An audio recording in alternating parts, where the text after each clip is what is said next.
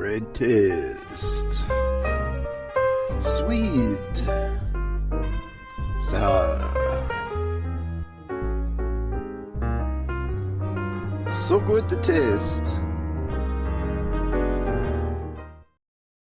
Welcome to Great Taste Live. I'm Steve Boss, your host, and we are coming to you from Green Building Supply. Of course, by the time you actually see this or listen to it, we will have already been at Green Building Supply. But we do this once every month, the second Tuesday of every month.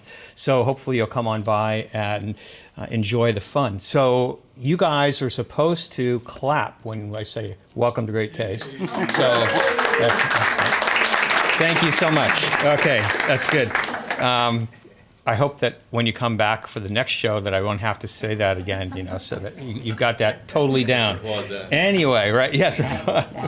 Yes. Oh, that's right. We should have an applause sign. You should. Thank you. We'll get one. Or we'll have to get some extra person, Vanna White or somebody to come and hold it up or something like that, right? Zoe volunteer. Show me your okay. So I have Nanette Schoenewe here and her amazing assistant, Zoe. And Nanette is the head chef at Everybody's Whole Foods, our natural food store in Fairfield. Thanks, Dan. And she lived in New Orleans. Did I say that right? New Orleans. Not too good, yeah. New Orleans, I shouldn't try to say it, for 21 years. And so we thought, well, who better to make a New Orleans-inspired food and dishes for our Great Taste Live. So thank you so much for coming. Thank you for having me. Yeah, it's really, really exciting. Now, tell us a little bit about your background in New Orleans. What did you do there? I mean, I mostly worked in restaurants. Most of the time in the New Orleans area, I worked at front of the house managing restaurants and just started cooking, like watching the chefs cook, and just sort of picked up habits and different ways they cooked. And then I did buy a small little health food store, kind of like Everybody's, but way smaller, about a tenth of the size. And I had that for about 10 years. And there's always leftover food. You always have leftover greens going bad or chickens cooked that aren't being used. So I was like, oh, let's just make food with them. And then it kind of became more like half deli, half store. And that's sort of what I did. Then I did farmers markets for a little while too. After I sold the store, I was just like, oh, I'll just make food for farmers markets and sell there. So how did you end up in Fairfield, Iowa? Because this is a show, by the way, that goes all over Iowa. We're on the YouTube station in Fairfield, and we're also on the radio in Iowa City. So I'm sure people are curious. So I'm from Burlington, Iowa. Grew up in Burlington, lived there till I was 18. Thought I'd go to college for a few years. Lived in Iowa City for a couple of years. Didn't really like college. Moved to Minneapolis for about 4 years. Then I moved to New Orleans for 4 years. And then I moved to Jackson Hole, Wyoming for about 4 years. And then went back to New Orleans for about 17 years. And then came back to this area because I have family, older sisters. I'm the youngest of 9 children. I have sisters and brothers. So they're all getting older, and it's time to help kind of take care of the family. Mm-hmm. So it's time to come home, and Fairfield was just a better option than a lot of other places in Iowa. I love Iowa.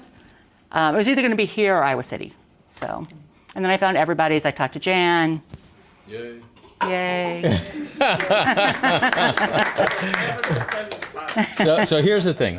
So you made a very particular dish as the centerpiece for we'll call it our live show, right? Mm-hmm. That's inspired by New Orleans food. Right. And it has to do with this season too, doesn't it? It does. So right now, New Orleans culture is based a lot around the Catholic religion. Mardi Gras is all about, it starts on January 6th, which is All King's Day, sorry, and then it goes through Mardi Gras Day, which is Lent. And so green gumbo is more of a Lenten special, so that you can't really eat meat during Lent. Now some places do put meat, like a sausage or something, in their green gumbo, but it's an easy vegetarian recipe. There's not many New Orleans recipes that are vegetarian, vegan, friendly. This is completely vegan, gluten-free, everything. I made it. So it's to find something that I could make, gluten-free, vegan, easily done, to fit our crowd, to fit the people, in our area. I mean, we have a lot of vegans in the area. So That's why I chose that. And it's a Lenten, it's a Lenten. And it's an old dish. It's an old-fashioned dish. Like, if you went to a lot of the restaurants there right now, you wouldn't see green gumbo on the menu. Maybe during Lent, you'd see it here or there in a few places. Maybe like some of the very older established restaurants you might find on the menu, but not anything newer based. So it's traditionally old.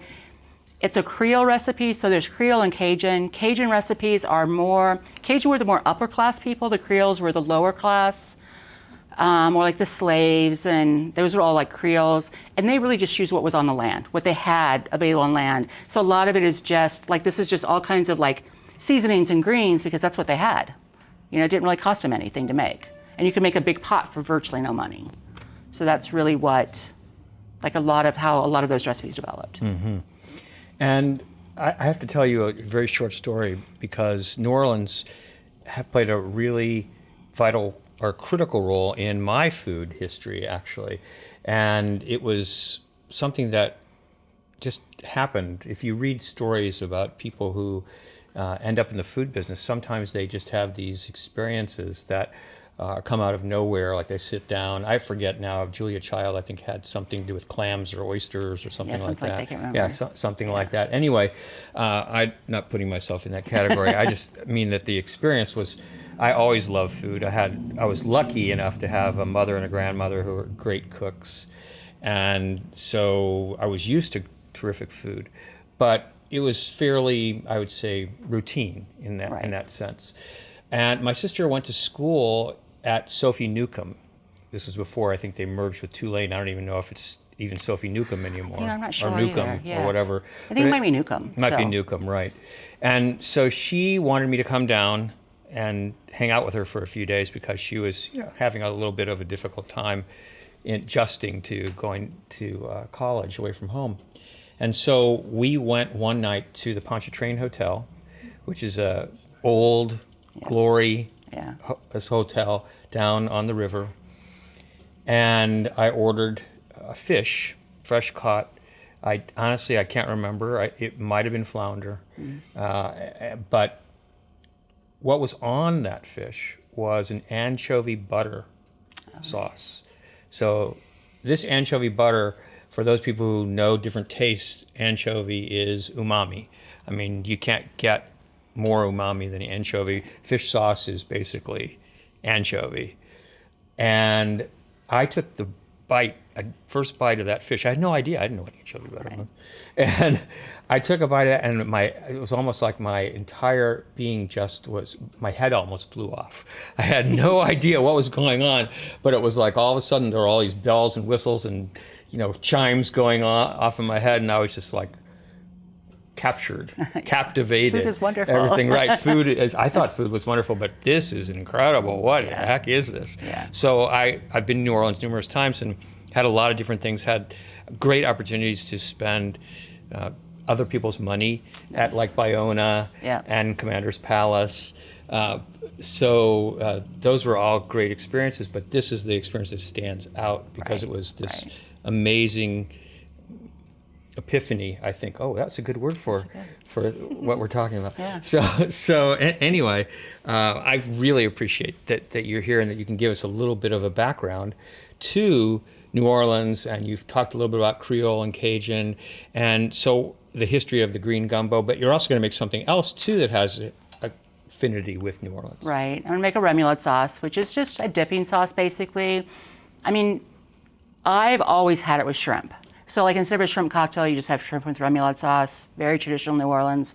But I brought crudite today. It's also great for that.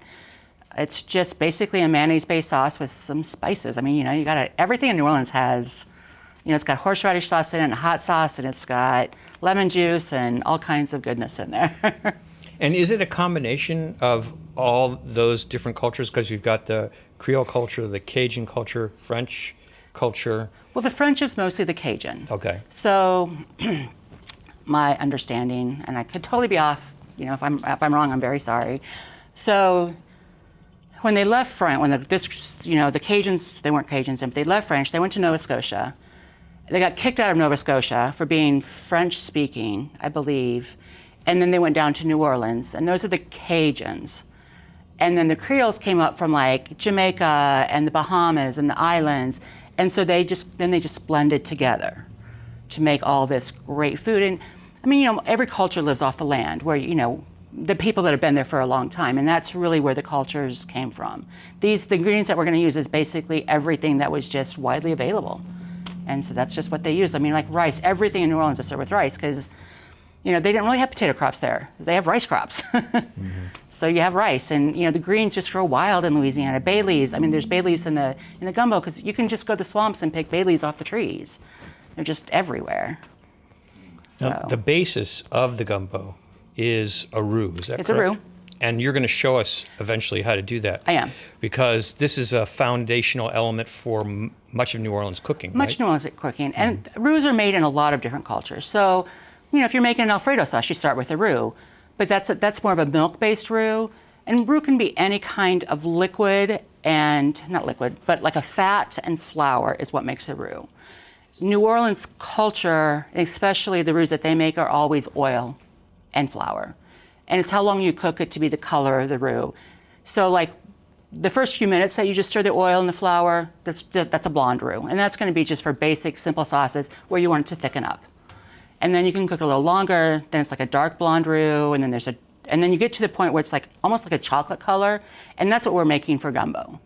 And then it's less of a thickener and more of a flavor enhancer. Mm-hmm. Okay, so we've been talking a lot about local produce, and while you guys are doing whatever you're going to do up here, I would like to introduce everybody to two of they're not exactly totally local because they're from Sigourney, but they are at the Fairfield Farmers Market all the time, and Doug and Tanya Webster are just amazing farmers.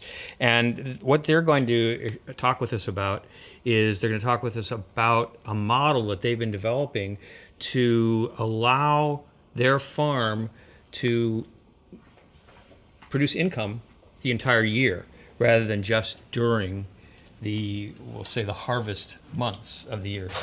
So welcome, come on up here.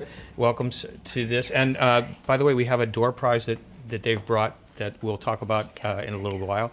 And some lucky person's going to walk away with that.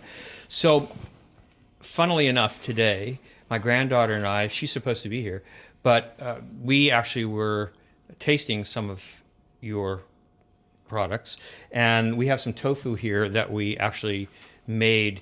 We wanted to make an accompanying dish for this New Orleans inspired event, but we wanted to use one of your products. So we decided to use the smoked tomato and red pepper because that was as close as we could get we thought with your stuff, and it was perfect. It worked out great. So we're going to be serving that later. Cool. And so what I wanted to mention to you is that we also tasted some of the other things that you're going to talk about in your model, because we tasted the peaches, freeze-dried peaches, and apples, and the tomatoes. So I would like you guys to just discuss, tell us a little bit about your farm, and then how you came to this realization that you needed to diversify. Who's going to do that? Well, I can explain a little bit about our farm. So we're going on, 2001 is when we started our farm. And I think we started farmers marketing here in Fairfield in 2002. So we've got 10 acres. We've got about 5 acres in vegetable production, and probably about 100 and so fruit trees. Thus the fruit that we're freeze drying. Beekeepers, we have our own chickens, we have our own dairy goats, we raise our own livestock too as far as consumption. So it's a big circle. So the animal waste gets composted, goes into fertility for the plants, and then the plants that we don't those get fed to the chickens and the other animals too. So as well. So it keeps us busy. We love doing it. And then I'll let Tanya talk about the Epiphany. Yeah, the Epiphany. Epiphany seems to be a common theme, which is also my birthday. So January 6th, there we go. So the beautiful thing Doug realized is we were going to have to change something. There's 4 or 5 main anchors to our market, and we sometimes all want to grow the same crops. And suddenly there are some weeks where we're taking a whole lot of stuff back home with us because there's only so much that you guys want. And of course, when you have your beautiful tomatoes in your backyard, you don't necessarily need to come by mine. And it just came to the point where we realized that we need to do something to capture this freshness and put something forward for the fall and winter eating. And so we had been looking at freeze dryers and looking at what our options were. Thought it would be better to go kind of kick the model, destroy it, and see what they actually looked and worked like. So we were able to go ahead and commit to the Harvest Right company and go ahead and get a model. And what we loved about it is we could take our fresh produce and take it directly from the field, wash it, give it just a fresh cut, and get it right in that machine, and all that freshness is sealed right in there. And it is a little bit of electricity hog for sure. I ate that part of it. Some batches will run as 36 to maybe even 40 hours. So you have to be pretty committed to be watching that. You have to watch temperature since we don't have an established room for it. It's out in our certified kitchen. So we kind of have to watch temperatures, and yeah, it's been a little bit of a learning curve for sure. And some fruits and just products do better than others. But right now we have batches of cilantro we're running right out of the high tunnel. Just cut it out of the high tunnel, and they're right in the freeze dryer. And so when we're all looking for that cilantro in August to go in our salsa, because none of us can grow it very well in August, there it is. So. Yeah, and the other thing too is we're freeze drying extra produce for our consumption as well. So the nice thing about it, when you freeze dry something, you remove all the moisture, you leave the nutrients, and then you've got something that's got a storage life. You know, if you ever go backpacking, you're buying freeze dried food to go backpacking, and that's got a 25-year shelf life. So we put everything in Mylar, which keeps it keeps the moisture out. And it keeps it fresh, and then it also keeps any insects or those kind of things that might get into those, when you're storing for long term. So, because we've done meats, we have 50 dozen eggs that we freeze dried, powdered eggs. They're very easy to do, and I'm looking to see if I can market those actually at market. I need to check with the state on that. So we're continually experimenting with things like cranberries. Cranberries explode when you freeze dry them, so they have to be cut. They have to be cut in half, or else they'll get all gooey. So we're learning. It's a learning curve. We had some problems with our machine. We're actually talking about they make a machine that holds 50 pounds of produce. And that might be another investment that we're doing is trying to sell the machine that we have now and buying the bigger machine so we can run it. So, and yeah, we can talk about the products, but it's just a way to extend and give high nutrient dense produce that we're growing. So we don't freeze dry anything for sale that we didn't grow. So like the cranberries we didn't grow, but we're doing them for our consumption. And so if one more person asks us about Skittles, I'll tell you. We don't do that. How many people ask, will you freeze dry Skittles? No. There's just, the answer is no. Somebody asked you that. Oh, lots. There's a lot of people freeze drying candy and selling it at different markets, but we'll never do that. The only thing that we'll sell is produce that we've produced. So the other thing too is you think about freezer space, freezing things. That takes a lot. Canning, it just doesn't have the storage life. But when you can remove all the moisture, 100% of that moisture, you just get, the nutrients are still there, and they rehydrate well. I know, Steve, you've bought tomatoes from us, and you've used those in different things, and they rehydrate really well. So Not only do they rehydrate really well, the flavor is terrific. Now, what's the difference between dehydrating and freeze drying in the sense of how do you make a decision that you're going to freeze dry peaches, for example, or you're going to dehydrate peaches? That's a good question. So and we do both. We do, because we have some smoked tomatoes that we dehydrate. We could smoke them and freeze dry them after that too, but it's just about freeze drying. It's gonna just remove the moisture. When you dehydrate, you're adding heat to it, so you're actually cooking it, so you can destroy some of those nutrients and the proteins and those kind of things. So I think freeze drying is the way to go, because it's nutrient dense and you're keeping the nutrients in there. And also the time. Yeah. If you're going into just a normal dehydrator, it's say at 90, 95 degrees, 100 degrees. It's going to take you 4 or 5 days, and your color and, some of your beauty of the fruit is going to go with it. So that would be a difference like on a peach or an apple. So the freeze dryer is just a much faster sealing it in, and just you've got that beautiful eye appeal as well. And I think that one of the things that everyone needs to understand, because Doug said we just do what we grow, the reason that not just income from the standpoint of being able to use, it was interesting because you kind of segued everything Nanette was saying about how it was important to learn in her model, owning that natural food store, that she had to find ways to repurpose some of the things that she had there that were losing their vitality, we'll say, and their marketability, right? You guys have done all that.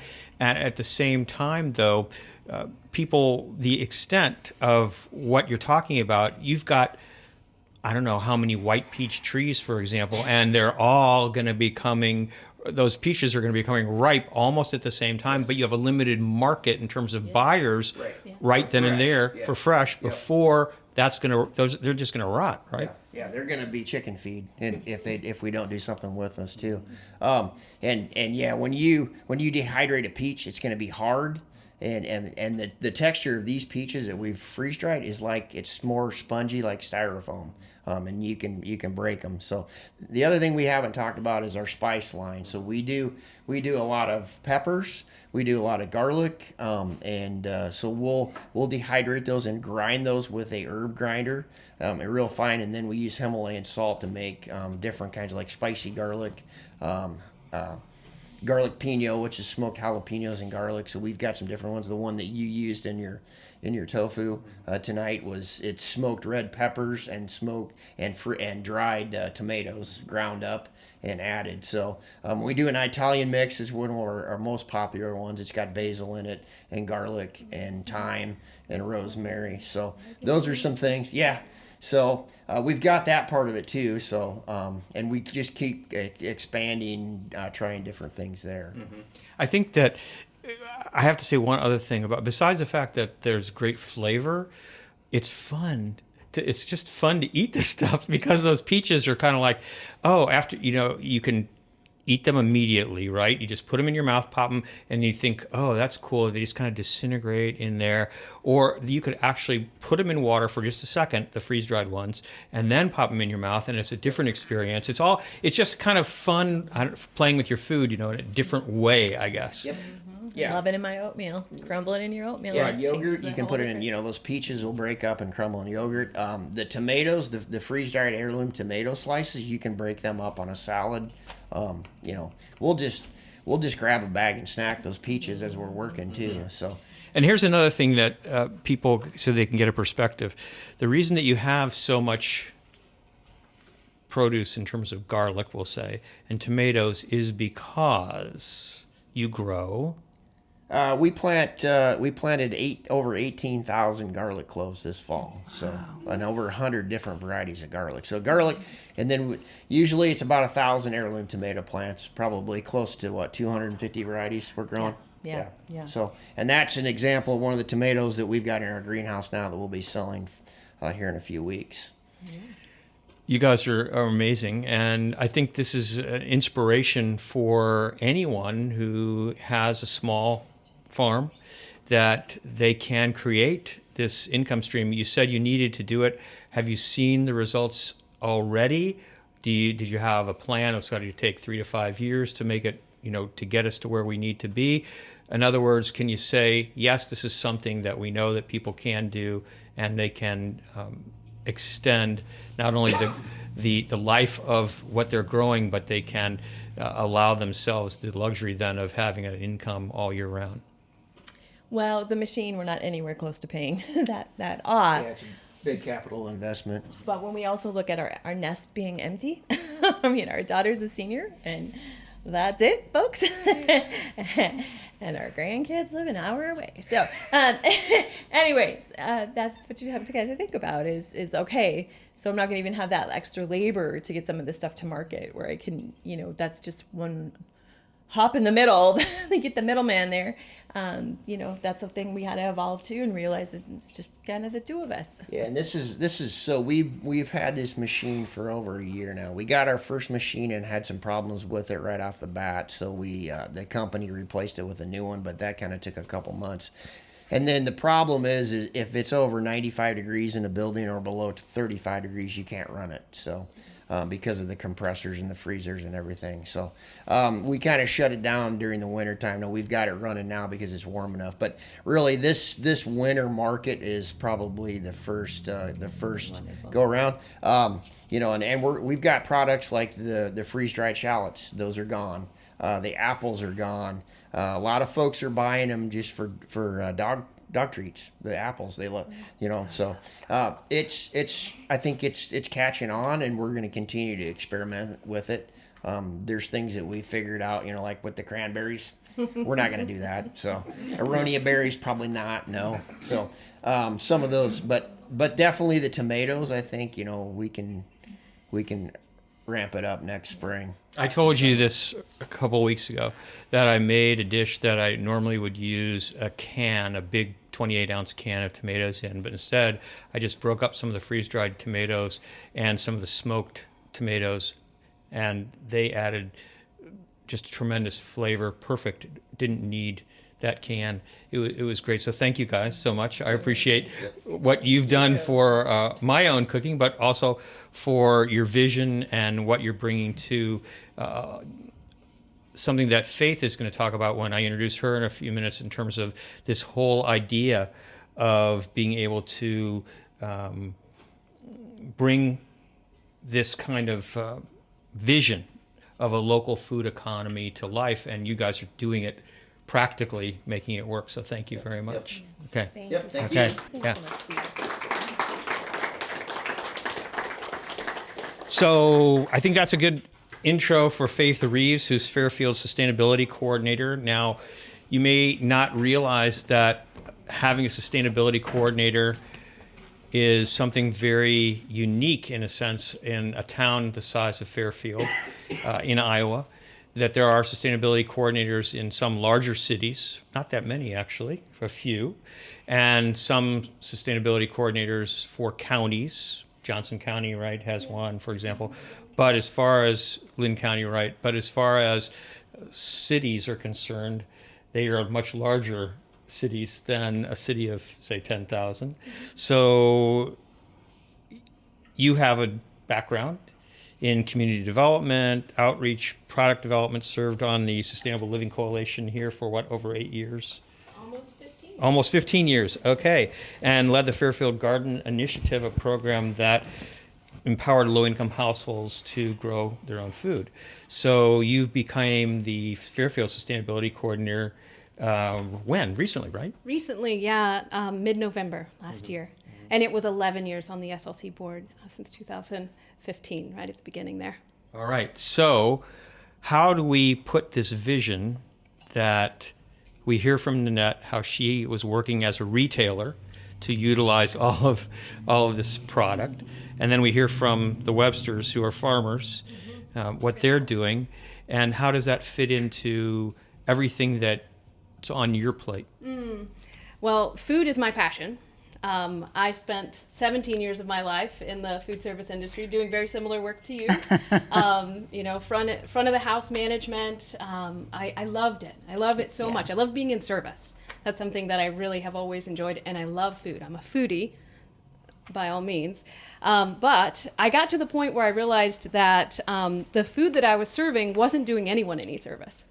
And I had a desire to kind of branch out, look a little further, and see what I could do on a larger scale. So I came here to go to the university to study sustainable living, and that was in 2009. And during my time at the university, I was able to, I was really blessed to have an opportunity to take a job that allowed me to take my passion for food, for service, for soil, for farming, and develop a small-scale business-supported agriculture model. So I had 11 years of my hands in the dirt and researching soil health and sustainable systems.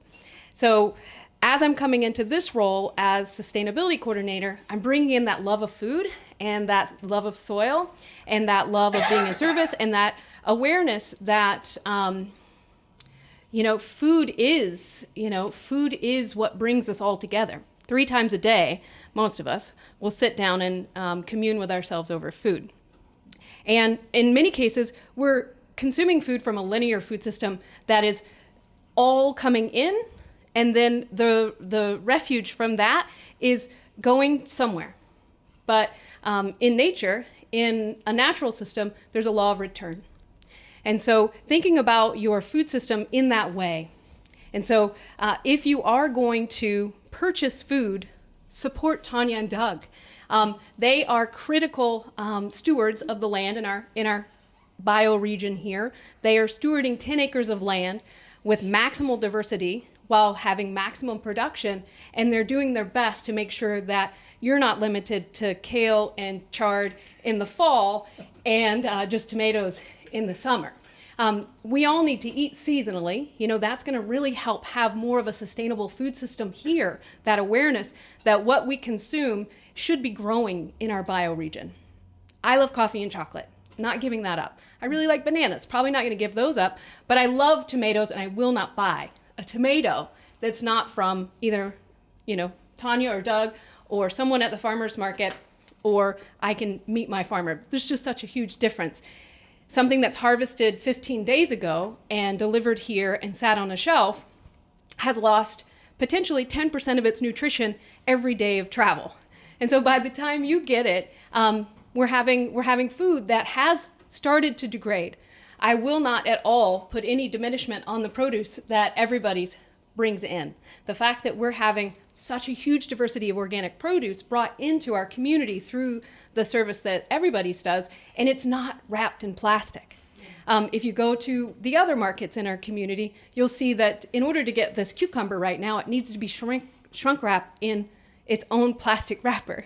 And the lemons and the apples were dipped in some sort of waxy substance to maintain freshness, so they don't dehydrate. So that is a externalized cost that we're not even aware of. We consume that food without knowing what happened to the ecosystems on the front side, and then as we're consuming that food and we put our refuge in the trash can or wherever else it goes, we have little consideration of that. So to have a circular food system, something that's more closed loop. Of course, we're not going to be closed loop entirely. I'm a being, I'm a holobiont. There's a term, it's called holobiont. So I myself am a community of beings. Without the community of microbes that live in, on, and all around me, I would not be here. I would not be surviving.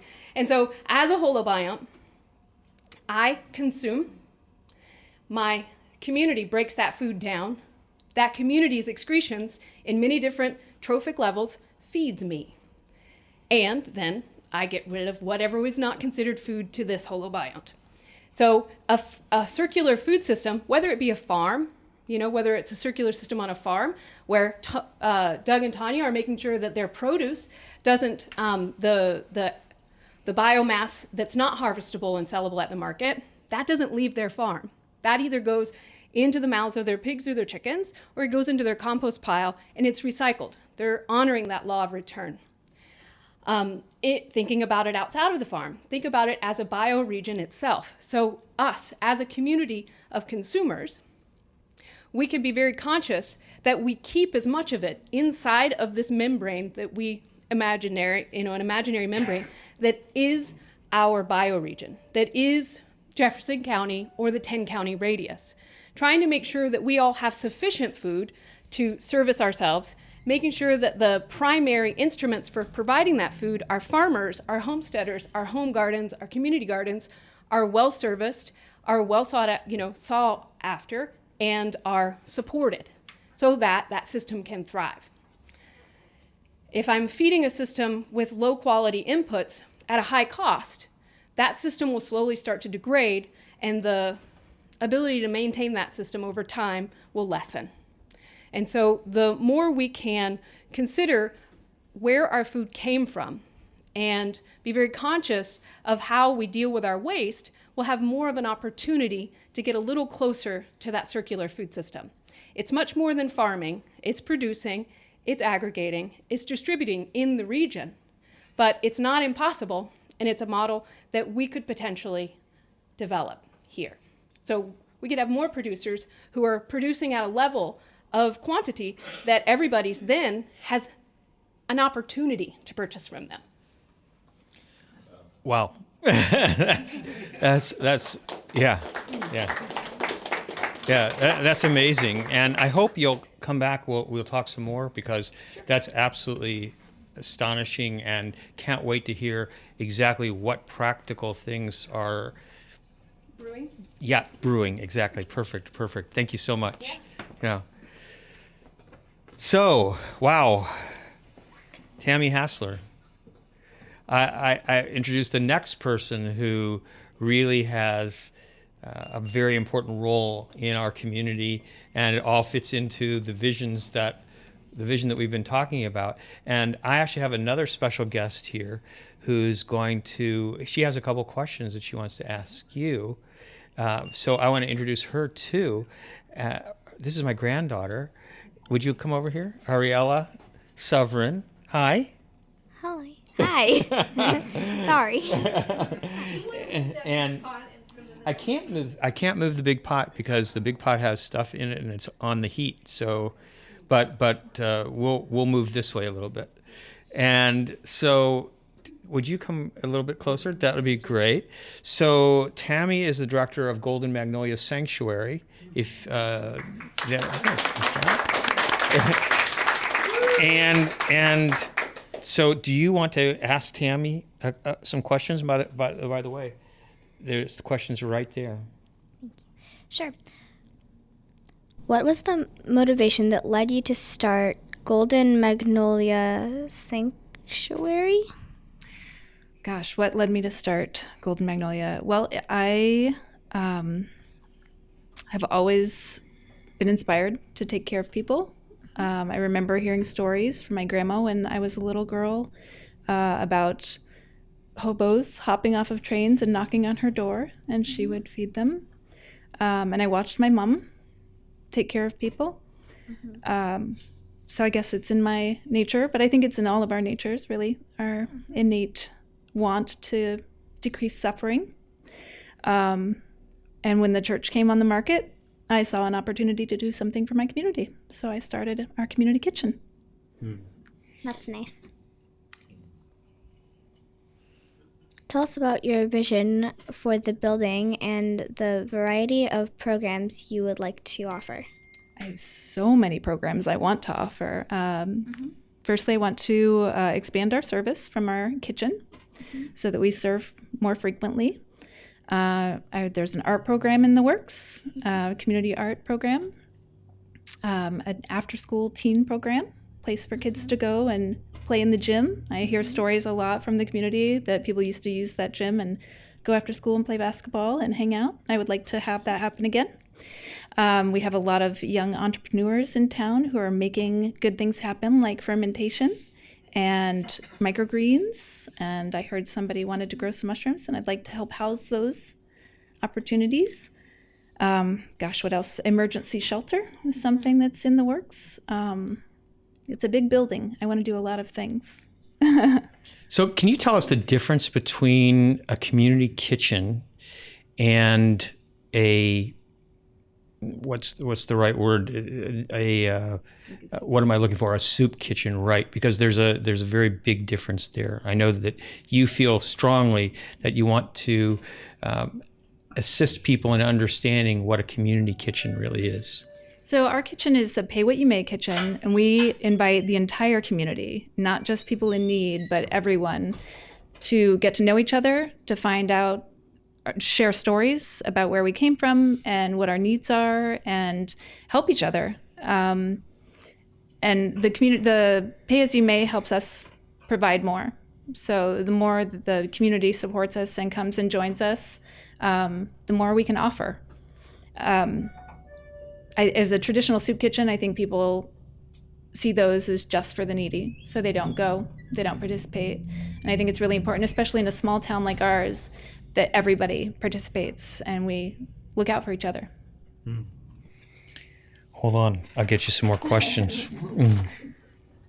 Oh, start there. Start where? How about with number 5? Okay. What are your current primary objectives?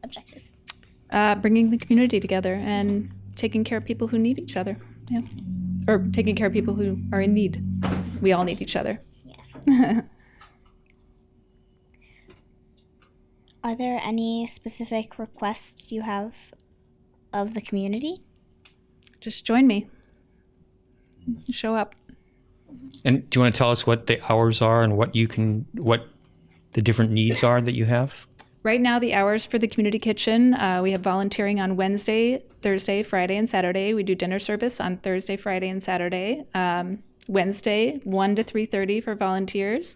Thursday, Friday, Saturday, 5 to 9 for volunteers. Service is 5:30 to 8. And like I said, we really hope to expand soon.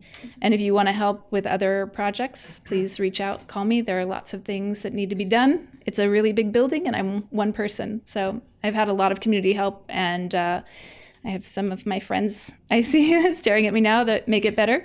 Yeah, there are a lot of things people can do. Just call me and tell me what you do, and I'll put you to work.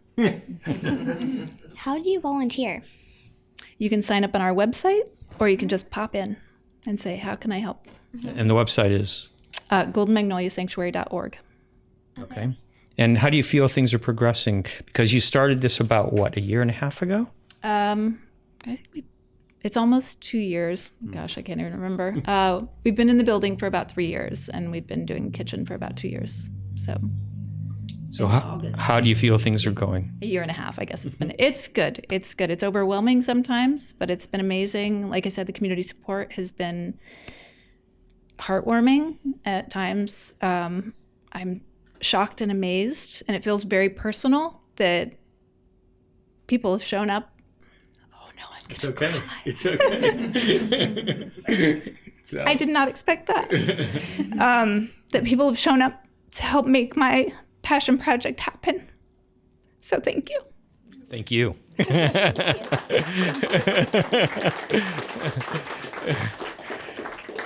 Okay. Can we learn how to make a roux? Yes. That would be fantastic. I really can't wait to. learn. Yeah, because everything that you talked about when you talked about roux, there were so many different parts of that I was like amazed by, because I have this concept of a traditional type of roux where I see French chefs and loads of butter. Right, loads of butter usually. But like I said, we're just gonna make ours with oil. So it's 1-to-1 oil or fat to flour. And I'm doing 2 cups just because this is my favorite roux pan. I don't even have it at the store. It's my own home pan. I'm going to show everybody. It's probably too heavy for me to lift up. Oh, no, I can. Nah. Because it's nice and it's heavy and it's a nice big bottom. And she's safe. I swear she's safe. It's okay. And it's also but it's warped. And what kind of oil are you using? I'm using sunflower. That's usually what we use at the store a lot. You want a high heat oil because we're gonna cook it for a while and it's gonna be on high heat. And some of the better oils are not good high heat oils. I mean, like olive oil, you could never use it. It just wouldn't work. So. What about grapeseed oil? So I think grapeseed oil would work. I've never tried it.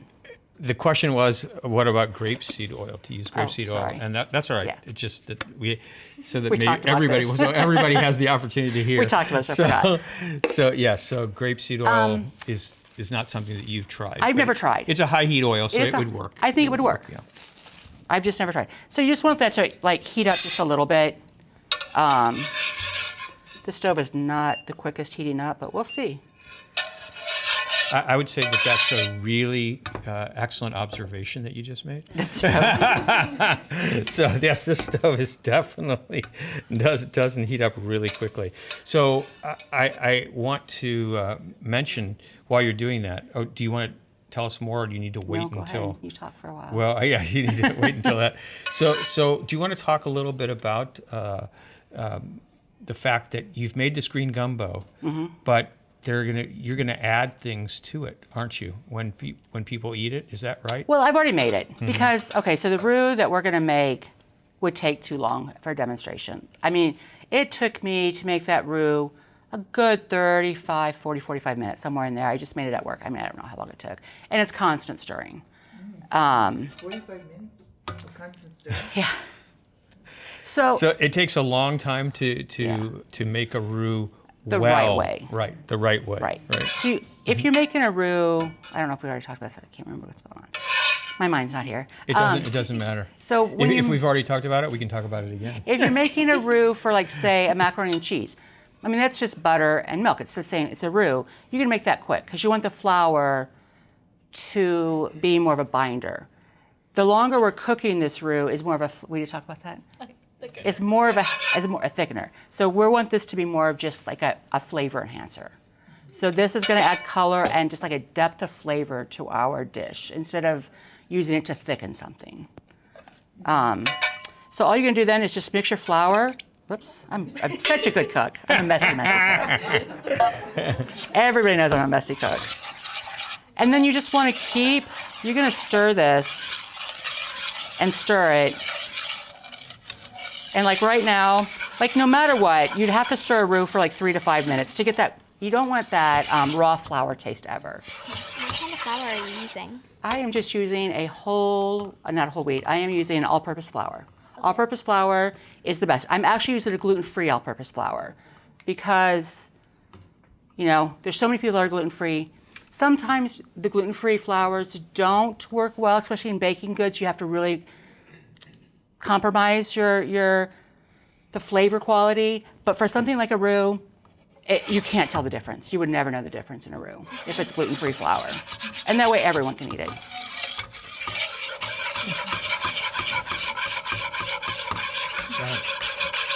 What temperature are you cooking that at? So right now I'm going to have it at a higher temperature until it gets really hot. And then I'm going to cook it at a medium and just adjust along the way. I'm going to, once it starts to really boil, I'm going to turn it down to lower. But you don't want to be too low because then it's not going to brown right. Do you include spices in that? Are there spices when you make the roux? There's not. No. All the spices that we're going to add are going to be put into the soup. So when you're making the gumbo, I made the roux, and then so there's green peppers. In New Orleans, traditional New Orleans cooking, there's something called the Holy Trinity. The Holy Trinity is bell pepper, celery, and onion. That goes in everything everybody makes. Like you can go to the grocery store. I'm going to have you stir that, Zoe. Zoe's going to be my stirrer. And buy containers, any kind of container, and it's going to say Holy Trinity on it. I mean, obviously I cut these up myself, but it's just a combination of peppers, onions, and celery. So I cut those all up. So that's about a good third of the pot is that, because you just want that. And I cooked that for probably about 3 or 4 hours. Now I did cook that at first for 3 or 4 hours, and then so I added that into a little bit of oil, and then the second tier Holy Trinity, I call it second tier because it's in everything too, is parsley, garlic, and green onion. That's in everything too. So about half this pot was all that stuff. And I cooked that down just in a vegetable stock. And vegetable stock that I use always is the Better Than Bouillon. It's organic. It's the best, unless you want to make your homemade stock, and I am not making homemade stock because we use so much at the store. I am not making that much homemade stock. I don't have time. I don't have energy. I'm going to give those things to the cows and the pigs. I'm buying this. And so you just cook that down in your vegetable stock for a good couple of hours. And just get those spices just like, and if you go to in New Orleans food, that's called the seasonings. You got to cook your seasonings down. That's the seasonings we're cooking down. That's where the base of our flavor is coming from. And then, after we cooked that down for a long time, then I added my greens. And this time I'm just using collard greens, not collards, I'm sorry. I'm using mustard greens because I like that spiciness for mustard greens, especially in something like a Louisiana cooking. I'm using lacinato kale. It's just always available in our area. It's a great thing. And I'm also using chard, both green and red chard. but you can use any kind of greens. Arugula could have gone in there. You can actually use some lettuces if you would want. Kind of any greens that you have left over and you don't know what to do with can go in a soup like this. And the longer you cook the greens, the more tender they become. So I always cook my greens for at least an hour because then they get so tender they almost just like melt in your mouth. Where a lot of times, if you have a kale soup, and even at the store I'll make kale soup, that I don't cook it that long because I want that flavor of kale. I want that heartiness of kale. But something like a gumbo, you want it to just melt in your mouth. So you just cook that down. And a lot of Louisiana cooking is about like slow and long cooking times. Like they'd be making a soup like this and then go out in the fields and work, but this is on the stove for half the day and that's fine. You just have it on low and you put in a big pot on low and you leave it and then you have supper ready when you're ready, So that's what a lot of that cooking's about. And then I add a little salt and pepper to it. I've added, don't laugh, it's called Slap Your Mama. Seasoning mix. It's just a Cajun seasoning mix. It's basically just like red peppers and garlic and onion and those kind of flavorings. And it's just a nice seasoning mix. I got this at Hy-Vee. It's easy to get there. I add a few drops of Louisiana hot sauce. You can use Tabasco. I just prefer Louisiana hot sauce over Tabasco. It's a personal preference. There's so many hot sauces out there, but you want a true New Orleans hot sauce, not like a Frank's or something. Those are completely different, but like a Louisiana style hot sauce. It's just peppers. And that's really all there is to it. There's not any salt and pepper. And so there's not very many spices in it at all. So you can already tell the color's getting a little bit darker, and it's just been a few minutes. It's not dark yet by any means, but it's got a little color to it, and that's what we're looking for. And if you don't stir it constantly, you'll get brown specks in there, and the brown specks are burnt. And so you never want brown specks, but you can't let it burn because then it just tastes burnt. And she's just going to keep stirring that for until it's it'll look like chocolate milk. It'll look like a thick chocolate milk. Oh wow, that's what it'll look like at the end. Thick chocolate milk. Yeah. Okay. Very interesting. Well, Okay, we have another question. Why did you pick the green gumbo and the remoulade? The remoulade? Yeah. Why did I pick those? Yes. They're just very traditional New Orleans foods. They're traditional. Red bouillon sauce you're going to find at most restaurants. They even put it on a salad. You can use it as a salad dressing or just to dip vegetables in. And the green gumbo, just because it's not, like I said before, it's not a very popular dish, but people who do make it love it. And it's just one of those dishes, I think it's one of those recipes that's almost being lost because not that many people make it except for the old people. It's a very old-fashioned recipe. But I think it needs to come back around because it really is such a nice way to get greens in.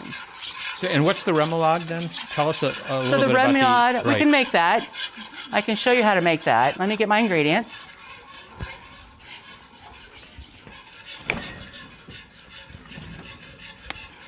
This is the only one I need to get. So at the store, we always use Vegenaise. I don't ever use real mayonnaise. Vegenaise is vegan, so it's just better to use. It's easier to use. And that is just, and I'm not going to make all this. So it's about 1 cup of mayonnaise or Vegenaise, which I'm just going to guess. So I don't really use recipes. And Zoe's getting to the point too. She's only 20, and she's been with us about a year and a half, 2 years. 2 years. What do I know? And she's been helping a lot. She helps do the grab and go case a lot. She's been making a lot of the soups. So they've been great. Her soups have been great. And so she's just been learning so much in the kitchen. But she knows I don't use recipes. I know I everything. I don't know how to read. That's why I can't bake, because I can't do a recipe. I love that, the honesty. It's the honesty. Right. It's the honest truth. I'll try to bake, and I'm like, oh, no, it needs more of this, more of that. And then you're like, oh, this is not good. So then you want to use the whole grain mustard. It just has more flavor, and I like that little pop of the seeds. So in about 1 cup of Vegenaise, you'll use about 3 tablespoons each of the whole grain mustard. Now, the funny thing is that Nanette says she doesn't use recipes, but she actually has a recipe I did to print up share recipes. for the remoulade. And for the gumbo, I did. And the gumbo. So it was nice of her to break her boundaries and come up with the recipe there. And then you want to use about 3 tablespoons of horseradish also. And again, like anytime you're looking at a recipe or anytime you're making food, say you don't like horseradish, just leave it out. You know, you don't have to make recipes what they say. You don't like something, you don't want something, just don't use it. Or you like something better, use that. I mean, food is just, the best advice I ever got about cooking is food is not brain surgery, it's food. If you don't like it, throw it away. Okay, we don't really want to just throw it away. Where is she? Faith is still here. But you can compost it. You can do something else with it. But I mean, it's not life or death, you know? But we can compost it. We can do something else with it. You don't have to eat it if you don't like it. The pigs will love it. So then about 3 tablespoons or so of ketchup.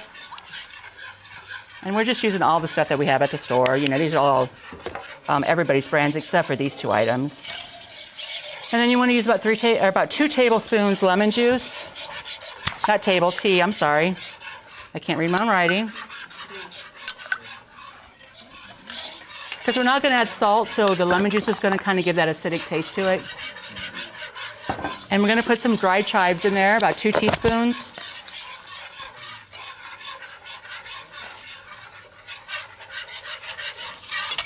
And then you can use whatever you want. I could put some of that seasoning mix in, but personally I just like a few dashes of like a hot sauce in there, like 4 or 5 dashes.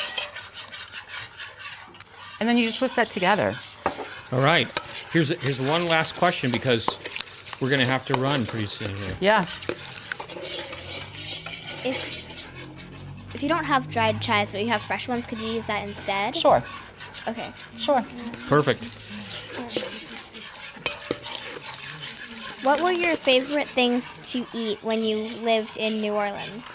So my favorite thing in the whole world to eat is a fried oyster po' boy. I dream about them still. That's next month, right? Yeah. So oysters, all kinds of seafood is fresh in Louisiana. I mean, everything in the Gulf. So shrimp and seafood. And then a po' boy is it's like a French baguette bread.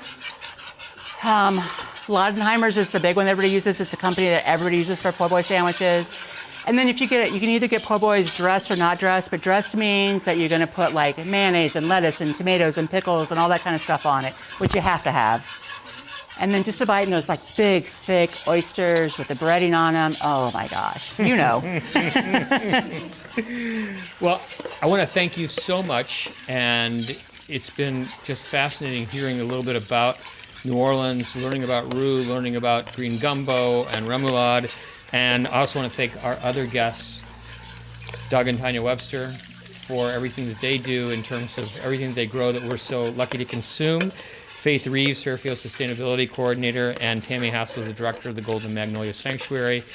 You've been listening to or maybe watching Great Taste. We're lucky to have the support of Everybody's Whole Foods and also this wonderful Green Building Supply and Fairfield Media Center's Jason Strong. Thank you. I'm your host, Steve Boss, and we'll see you every second Tuesday here at Green Building Supply.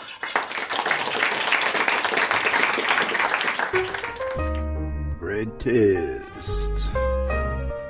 Sweet. Sour. So good to taste.